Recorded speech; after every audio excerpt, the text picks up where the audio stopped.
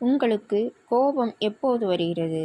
நீங்கள் நினைத்தது நடக்கவில்லை என்றால், அல்லது மற்றவர்கள் நீங்கள் நினைத்தது போல் நடக்கவில்லை என்றால் தான் கோபம் வருகிறதா?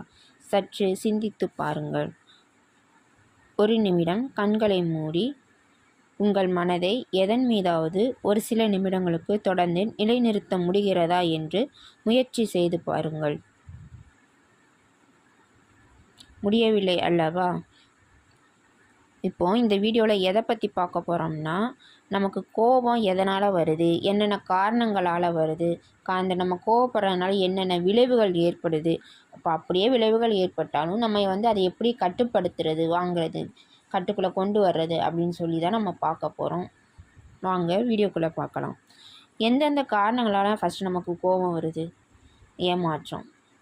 ஏமாற்றம் மூலமாக நமக்கு கோபம் வரும். அதாவது நம்ம ஒரு விஷயம் எதிர்பார்க்கும்போது அது போல் நடக்கலைன்னா நமக்கு கோபம் வரும். இதுக்கு எடுத்துக்காட்டாக நம்ம இப்போ ஒரு ஃபங்க்ஷன் வீட்டுக்கு கிளம்பி போகலாம் அப்படின்ட்டு நம்ம பிளான் பண்ணி இருப்போம்.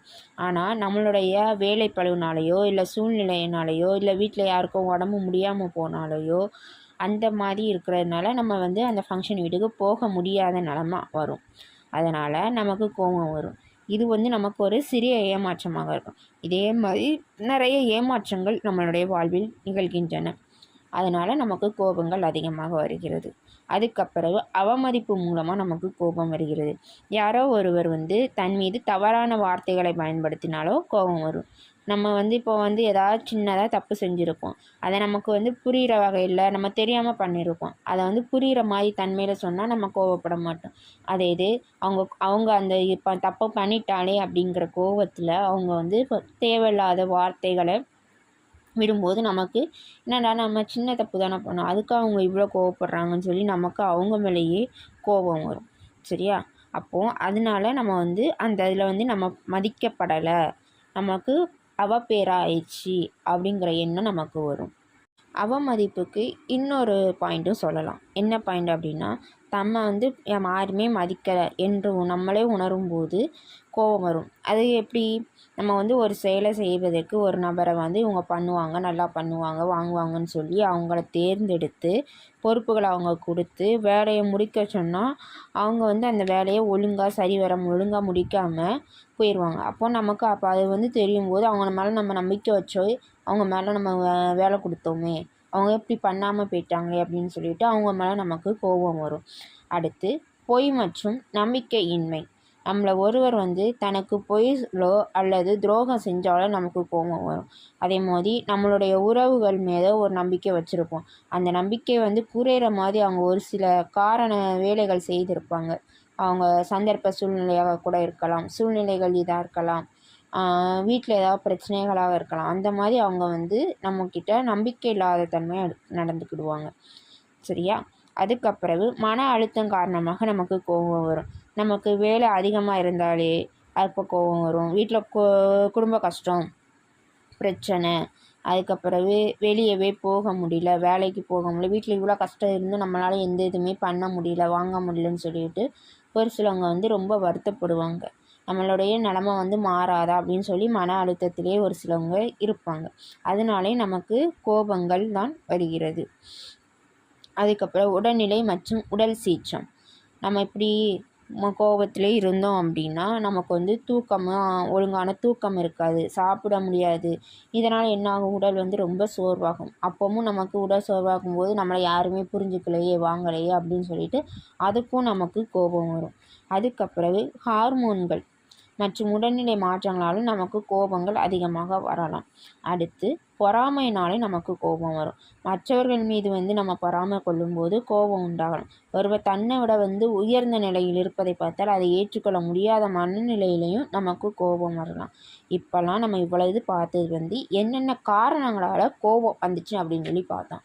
இப்போ ரெண்டாவதாக பார்க்க போகிறது, இந்த கோபத்தினால் நமக்கு என்னென்ன விளைவுகள் வருது, நம்மளை உடலை எவ்வளவு பாதிக்கு, மனதை எவ்வளவு பாதிக்கு அப்படின்னு சொல்லி பார்க்கலாம்.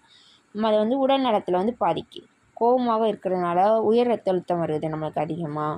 அதுக்கப்புறம் கட்டுப்படுத்த முடியாத கோபமாக இருந்தாலே நம்மளுடைய இதயத்தையே பாதிக்குது. அதுக்கப்புறம் தலைவலி வருது, வயிற்று சம்பந்தமான பிரச்சனைகள் போன்றவைகள்லாம் வருது. இதெல்லாம் நமக்கு எதிர்கொள்ளும்போது நம்மளுக்கு ஒரு சில நேரங்களில் நம்மளுக்கு சர்க்கரை வியாதிக்கு கூட தள்ளக்கூடிய நிலைமைக்கு நம்மளுடைய கோபம் வந்து சரிகிறது. ஒரு சில காரணத்தால் நமக்கு கோபம் உண்டாகிறது. அதையே நினைத்து தொடர்ந்து கோபம் மன அழுத்தமும் நமக்கு வருகிறது. நம்ம அடிக்கடி கோபப்படுகிற நபராக இருந்தால் நம்மளை சுற்றி யாருமே வரமாட்டாங்க. நம்மளுக்கு ஒரு உதவினாலும் யாரும் வரமாட்டாங்க. பழகிறதுக்கு ரொம்ப யோசிப்பாங்க. அதுக்கப்புறவு இப்போ நம்மளுடைய குடும்பங்கள்லேயும் நம்மளுக்கு ஒரு இவன் எப்படி என்ன சொன்னாலும் எப்போ பார்த்தாலும் இப்படி கோவப்பட்டுட்டே இருப்பானே, இவன்கிட்ட யார் பேசுவான், மனுஷன் பேசுவானா அப்படிங்கிற மாதிரி இப்படி நம்ம வந்து உறவுகளையும் விரிசல்கள் ஏற்படுகிறது.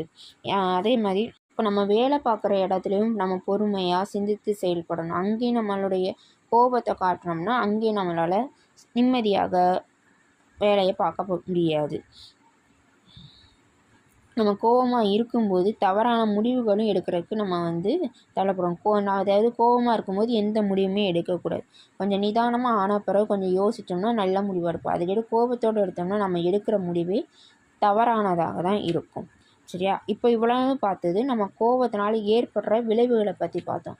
இப்போ நம்ம வந்து அதை எப்படி கட்டுப்படுத்தலாம், கட்டுப்படுத்துவதற்கான வழிகள் என்னென்ன அப்படின்னு சொல்லி பார்க்கலாம். இப்படி நம்ம அதிகமாக கோபம் இருக்கும்போது அதிக மூச்சு விடுவோம். ஆழ்ந்து மூச்சு விடுதல். இப்படி செய்வதால் வந்து உடலும் நல்லா ஆரோக்கியமாக இருக்கும். மனதையும் அமைதியாக வச்சுருக்க உதவும்.